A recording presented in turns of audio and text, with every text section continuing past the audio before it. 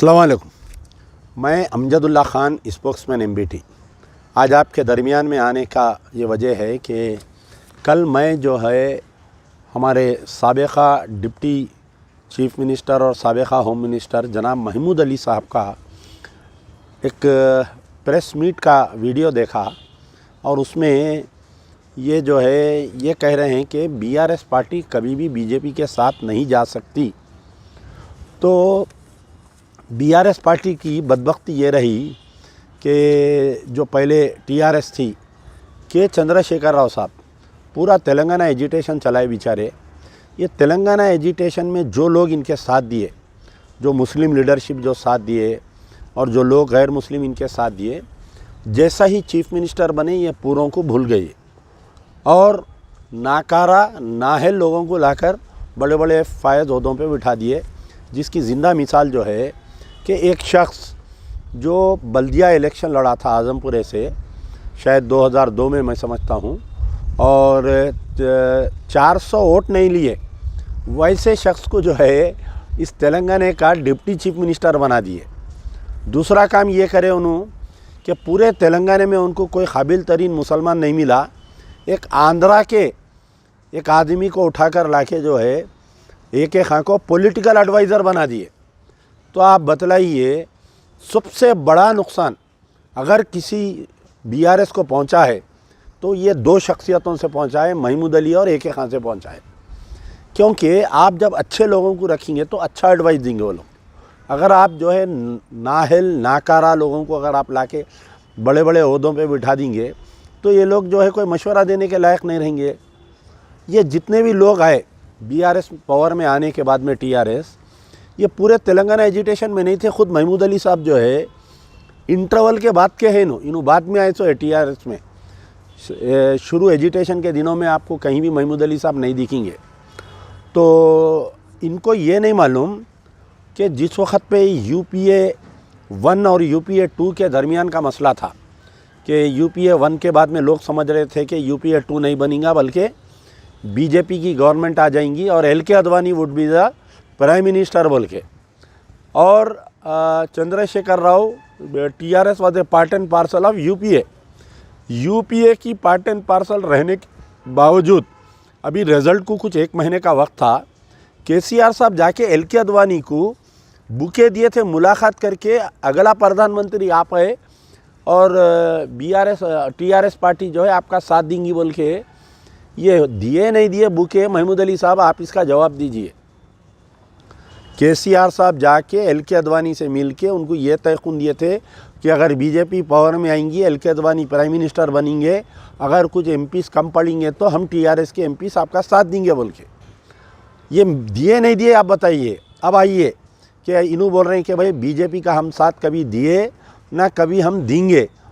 तो आप मुझे ये बताइए महमूद अली साहब कि शरीयत में मदाखलत हुई, आपके पार्टी के MPs जाके BJP की तायद करे नहीं करे बताइए आप। आर्टिकल 370 में आपके पार्टी के MPs BJP का साथ दिए नहीं दिए बताइए। कहीं पर भी नहीं हुआ ये बात। पूरे हिंदुस्तान में जुडिशल कस्टडी में अगर कोई मुसलमानों को मारे तो वो आलेर एनकाउंटर में आपकी हुकूमत में, आप जब डिप्टी चीफ मिनिस्टर थे आप मुँह नहीं खोले जब आलेर एनकाउंटर में मुसलमानों को मारे। जब कुछ दिन के पहले किशन बाग में जो है फिसाद हुआ, पुलिस फायरिंग में 4 लोग मर गए, जुडिशल इंक्वायरी हुई। 9 साल में आप 4 साल डिप्टी चीफ मिनिस्टर रहे, 4 साल आप होम मिनिस्टर रहे। वो कमीशन की रिपोर्ट आप टेबल पे नहीं रखे। आप मक्का मस्जिद बम धमाका आपकी निगरानी में होम मिनिस्टर रहते हुए कातिल बाइज्जत बरी हो गए। वटोली का जो वाक़या पेश आया, मुसलमानों को ज़िंदा जला दिए, आप होम मिनिस्टर रहते हुए कातिल बाइज्जत बरी हो गए। नारायण पेट में आशूर खाने को शहीद कर दिए 300 साल। आपका BRS का मार्केट यार्ड कमेटी का चेयरमैन और BJP का कंटेस्टेड MLA दोनों बुलडोज़र का पूजा करके वो करे, आप खामोश रहे। मुस्तफ़ाउद्दीन जो आर्मी गैरिसन में जिसको जला के मार दिए, 3 दिन तक उन्हें ज़िंदा था, डाइंग डिक्लेरेशन दिया। आप 5 साल चीफ मिनिस्टर रहे, आप 4 साल डिप्टी चीफ मिनिस्टर रहे, 5 साल आप होम मिनिस्टर रहे। एक मर्तबा आप उसके घर वालों को बुला के नहीं मिले आप। टोटल 7 या 8 मस्जिदां शहीद हो गए, आप खामोश रहे, आप धोखा दिए कौम को। आप ये बोलते रहे कि नहीं नहीं वो एक मलबा, बाजू की बिल्डिंग का मलबा गिरा और एक मीनार टूटा। बोले सबसे पहले मैं ही ट्वीट करके बताया कौम को कि 2 मसाजिदों को शहीद कर दिया बोल के। तो आप किस हैसियत से आप बीआरएस पार्टी को या केसीआर को आप डिफेंड कर रहे हैं, मेरे को ये बात समझ में नहीं आ रही। आज भी मुहासेबा करना चाहिए कि केसीआर को, केटीआर को, हरीश राव को ये मुहासेबा करना, ये महमूद अली से हमारे को क्या नुकसान हुआ, ये महमूद अली से आम पूरा टीआरएस का कैडर नाराज़ हो गया। इन्हों किसी को टीआरएस में आगे बढ़ने नहीं दिया, इन्हों सबको कतरते रहे, सबकी मखबेरी करते रहे, सबके खिलाफ में बोलते रहे केसीआर के कानों में जाके। आप बताइए बाखरी जो है ये फाउंडर मेंबर टीआरएस का, आप उसको एक चेयरमैनशिप नहीं लेने दिया, आप उसको कुछ बनने नहीं दिया। आप ऐसे बाखरी के वजह से कितने लोग हैं बताइए, आप कितने अजलाओं में जो मुसलमान काम करे, आप एक को ना खुद दिलाए किसी को ओहदा केसीआर को बोल के, ना आप किसी को आगे बढ़ने दिया। आपकी वजह से सबसे बड़ा नुकसान हुआ बीआरएस को, जो बीआरएस का आज ये हालत हुई है। आज केसीआर को, केटीआर को, हरीश राव को, कविता को मुहासेबा करना चाहिए कि भाई हमारे से मुसलमान क्यों नाराज़ हुए बोल के। आपका रवैया कोई मुस्लिम तंजीमों से सही नहीं था। आपके पास कोई नुमाइंदगी लेके आए तो आप मुंह को आया वैसा बोल देते आप जबान जब। तो बहरहाल ये जो महमूद अली साहब का बयान है, अरे 5 साल वक्फ बोर्ड को लाख रहाना साहब, आप एक मुसलमान वजीर थे ना, आप जाके कभी केसीआर को बोले साहब इससे मुसलमानों जायदादों को नुकसान हो जा रहा है, लाख खोलो बोल के नहीं बोले आप किस हैसियत से, किस सूरत से आप कौम के सामने आ रही, मेरे को ये बात समझ में नहीं आ रही। अरे जुल्म की इंतहा हो गई। आपके केटीआर साहब ये बोल रहे हैं कि अगर केसीआर साहब चीफ मिनिस्टर हार जाएंगे तो तेलंगाना के मस्जिदों में अज़ान नहीं होंगी। आप बतलाइए कि आज 1 महीना हो गया रेवंत रेड्डी चीफ मिनिस्टर बन के कांग्रेस आके केटीआर और केसीआर की गवर्नमेंट जाके, क्या अज़ान बंद हो गई क्या बताइए आप मस्जिदों में? तो किस हैसियत से आप कौम के सामने आ रहे, मेरे को बात समझ में नहीं आ रही। आज केसीआर को, केटीआर को मुहासेबा करना चाहिए कि क्या वजह है कि तेलंगाना के मुसलमान हमारे से नाराज़ है। ये वजह कि आप जो है उसकी सबसे पहली वजह ये है कि महमूद अली के रवैये से, और जो आप बीआरएस में जो मुस्लिम लीडरशिप को नज़रअंदाज करे थे, और जो मुस्लिम मसाइल पर केटीआर 9 साल तक नहीं बोले।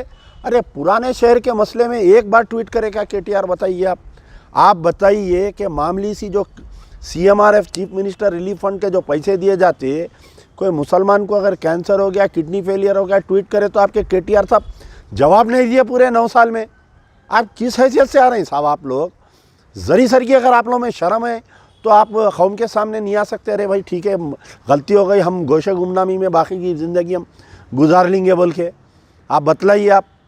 तो बहरहाल महमूद अली साहब का जो बयान है ना, ये खिसियानी बिल्ली खम्बा नोचे बोलते हैं इसको, ये खिसियानी बिल्ली खम्बा नोचे। आज इख्तिदार चले गया, आज मालूम हो रहा, अब कल इंक्वायरियाँ होंगे, इन्हों भी बहुत जायदाद कब्जा करे, इन्हों भी बहुत जायदाद ख़रीदे, मैं ईमानदार, मैं 1 रुपया नहीं खाया बोल के पहाड़े शरीफ पे कहाँ लिए, आप जो है नारायण खेड़ के आगे, कामारेड्डी के आगे क्या क्या लिए, ये सब इंक्वायरी होंगी। जो बस जाएंगी ना चंचलगुड़ा जेल को, केसीआर, केटीआर, हरीश राव, कविता, संतोष, वो बस में इन्हों भी रहेंगे चंचलगुड़ा जेल को जाने वाले। मैं रेवंत रेड्डी साहब से मुतालबा करता हूँ कि महमूद अली के पूरे जायदादों की भी तहकीकात की जाए, इनके कहाँ प्रॉपर्टीज़ ख़रीदे जो पहाड़ी शरीफ के आगे, और जो इब्राहिम हमारे नारायण खेड़ के आगे 90 एकड़ ज़मीन का वो मामला है, ये सब निकालना इनका भी। तो बहरहाल महमूद अली साहब से मेरी गुजारिश है कि आप जो है मुसलमानों को गुमराह मत करिए, आप आके गैर ज़रूरी बयानात मत दीजिए। आपके गैर ज़रूरी बयानात से पहले ही बीआरएस पार्टी को बहुत नुकसान हुआ, केसीआर को बहुत नुकसान हुआ, आप मजीद नुकसान मत पहुंचाइए। नौजवान लीडरशिप बहुत है वहाँ पर बीआरएस में, उनको आगे बढ़ने का मौका दीजिए। शुक्रिया, यार जिंदा सोबत बख्त।